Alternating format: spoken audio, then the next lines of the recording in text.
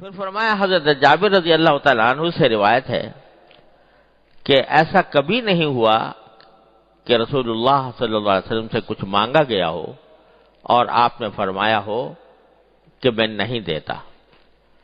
حضرت انس رضی اللہ تعالیٰ عنہ فرماتے ہیں کہ رسول اللہ صلی اللہ علیہ وسلم کل کے لیے کوئی چیز اٹھا کر نہیں رکھتے تھے۔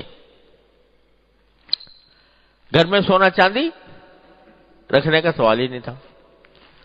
حدیث میں آتا ہے کہ ایک مرتبہ آپ نماز کے لیے تشریف لائے، نماز کے بعد تیزی سے اٹھ کر گھر میں تشریف لے گئے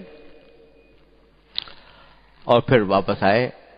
صحابہ کرام نے جلدی سے جانے کی وجہ پوچھی تو آپ نے فرمایا کہ مجھے یاد آیا کہ گھر میں کچھ دینار اشرفیاں پڑی رہ گئی تھیں، تو مجھے یہ اچھا نہیں لگا کہ دن گزر جائے اس کا اور میرے گھر میں وہ اشرفیاں پڑی ہوئی ہوں، تو میں پہلے ان کو ٹھکانے لگایا پھر آ کر نماز میں شامل ہوا۔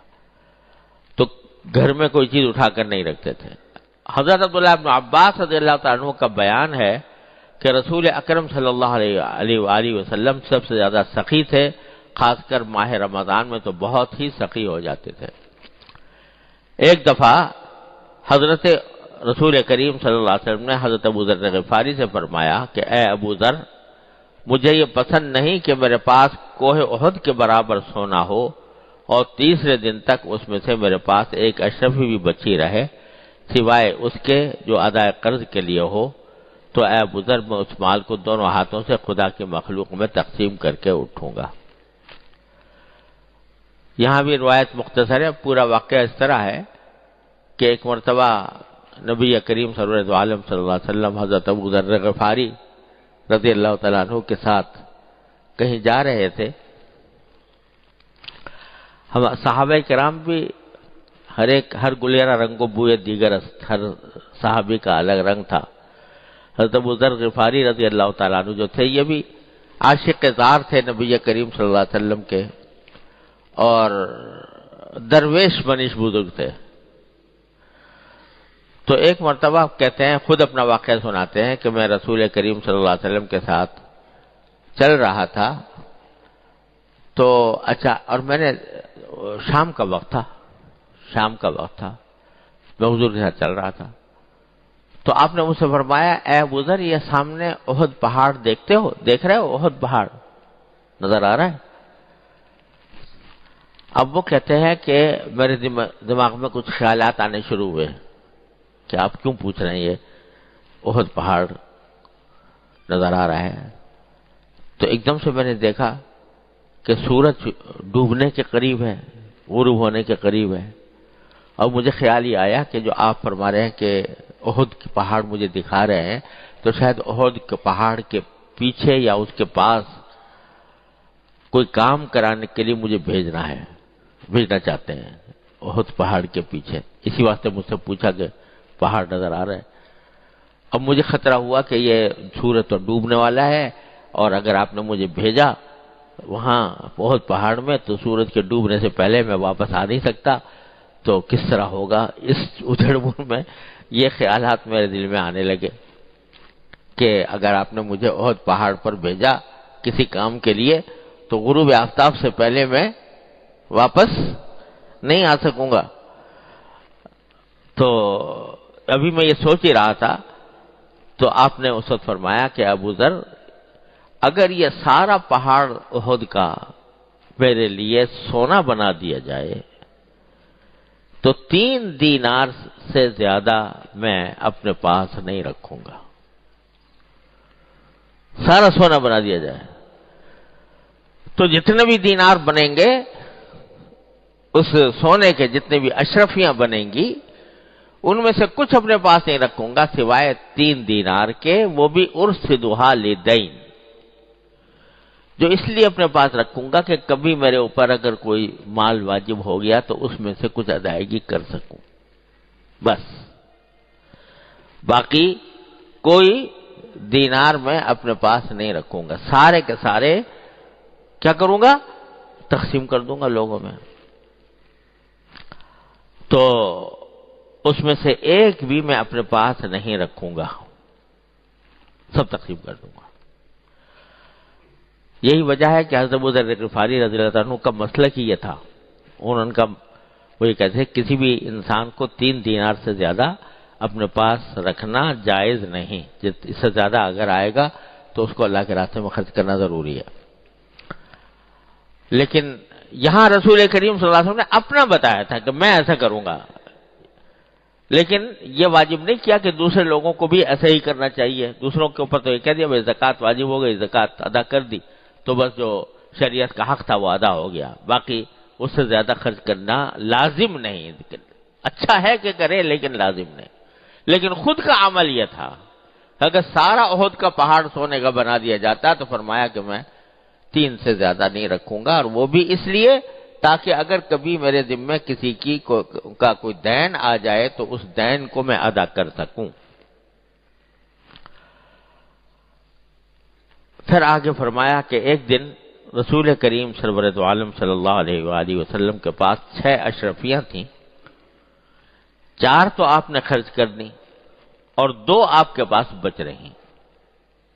اشرفی جو ہے نا سونے کے دینار، اور اشرفی ایک چیز ہوتی ہے، تو 6 تھیں سونے کی تھیں، 4 خرچ کر دی اور 2 آپ کے پاس بچ رہی۔ ان کی وجہ سے آپ کو تمام رات نیند نہ آئی کہ 2 اشرفیاں میرے پاس بچی ہوئی ہیں، ابھی تک میں کہیں خرچ نہیں کر سکا، اس کی وجہ سے رات بھر نیند نہیں آئی۔ اللہ!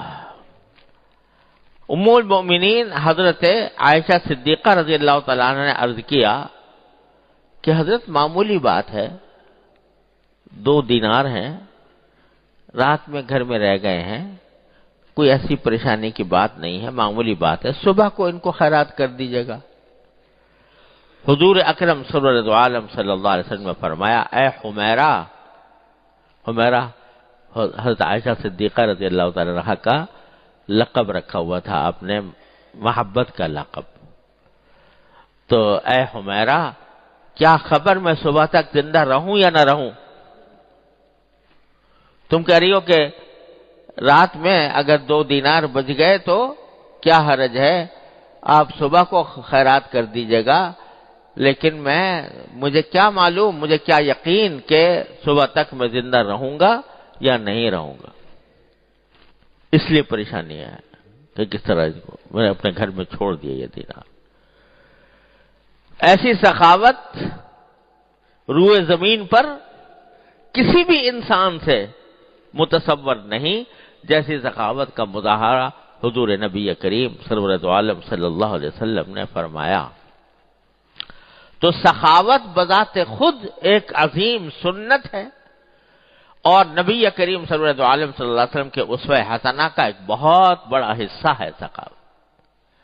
آپ نے انتہا درجے کی سخاوت کر کے ہمیں کم از کم یہ شرم دلا دی کہ میں تو یہاں تک کر رہا ہوں، تم کچھ تو بڑھو، کچھ تو آگے چلو، کچھ تو سخاوت کا مظاہرہ کرو۔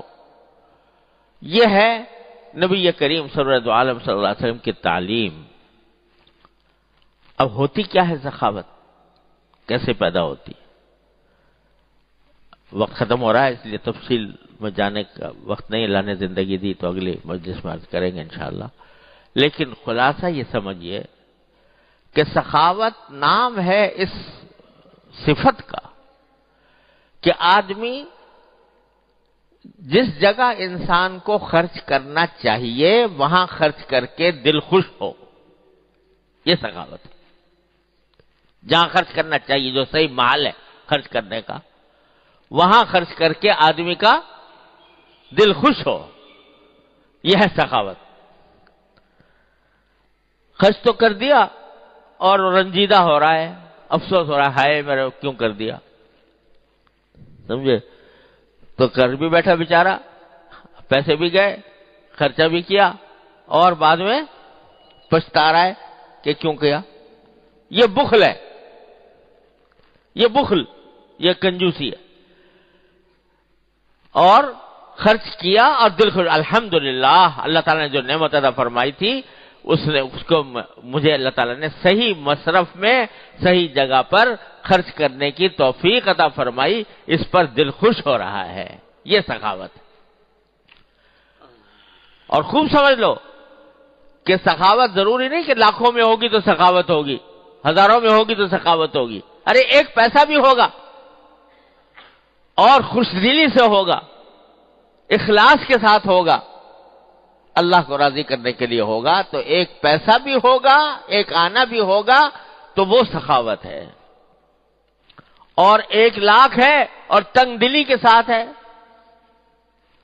1,00,000 ہے اور دکھاوے کے لیے ہے،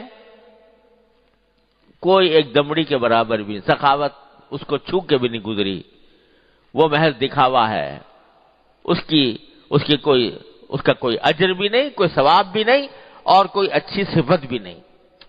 تو سخاوت کا مطلب کیا ہوا کہ صحیح مصرف پر خرچ کر کے انسان کو سرور حاصل ہو، الحمدللہ میرا یہ پیسہ صحیح جگہ پر لگ گیا، یہ سخاوت۔ اب اس کا کچھ حصہ واجب ہوتا ہے، فرض ہوتا ہے، کچھ حصہ سنت ہے، کچھ حصہ مستحب ہے، یہ اس کے اندر تفصیلات ہیں، لیکن اس کا اصل جو اس کی جڑ ہے وہ یہ کہ مال کی محبت ایسی نہ ہو جو انسان کو صحیح مصرف پر خرچ کرنے میں رکاوٹ بنے۔ یہ چیز ہے جو حاصل کرنے کی ہے، جو سنت ہے نبی کریم صلی اللہ علیہ وسلم کی۔ کس طرح حاصل ہو؟ اللہ تعالیٰ اپنی رحمت سے دعا کرو، ہم سب کو اللہ تعالیٰ عطا فرمائے۔